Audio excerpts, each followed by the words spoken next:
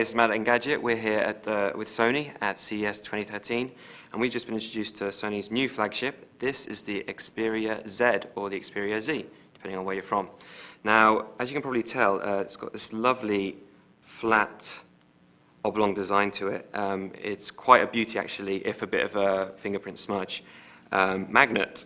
If you turn around to the front, one of the core features here is a 5-inch reality display. This is Sony's new mobile Bravia Engine 2, and like the mobile Bravia engine before it, you'll see it augment both images and video, cranking up contrasts and colors. Now, the 5-inch screen is protected by an as yet unmentioned brand of protective glass. We're not sure exactly who that is just yet, but hopefully that should be able to protect it from spare change and other pocket shrapnel. Within the phone itself, we've got a Snapdragon S4 Pro, clocked at 1.5 gigahertz.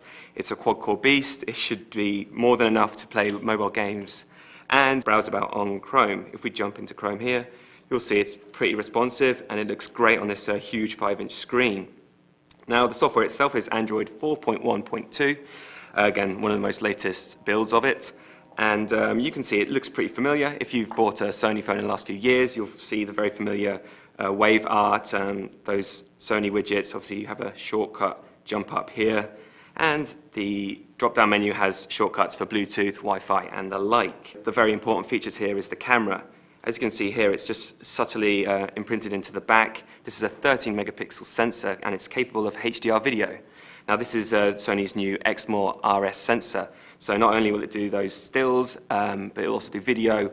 And with that HDR mode, you'll hopefully crank up quality of the images and the video in poor lighting conditions. We've had a brief try with it here. It seems to work pretty well. The flash is a bit laggy, but again, this phone isn't going to be coming until the end of Q1, so there's plenty of time for them to tweak that.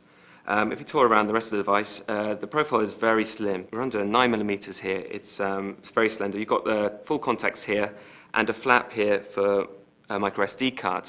Now, if you flip around to the other side, there's space here for the micro SIM, a quite nicely detailed power button, and the volume rocker. The whole phone is actually certified for water immersion. We've dunked it in a tank. It's another very nice feature, and quite a surprising one to see on a premium handset, especially a flagship from Sony. Anyway, this has been a very brief look at the Sony Xperia Z. This has been Matt at Engadget.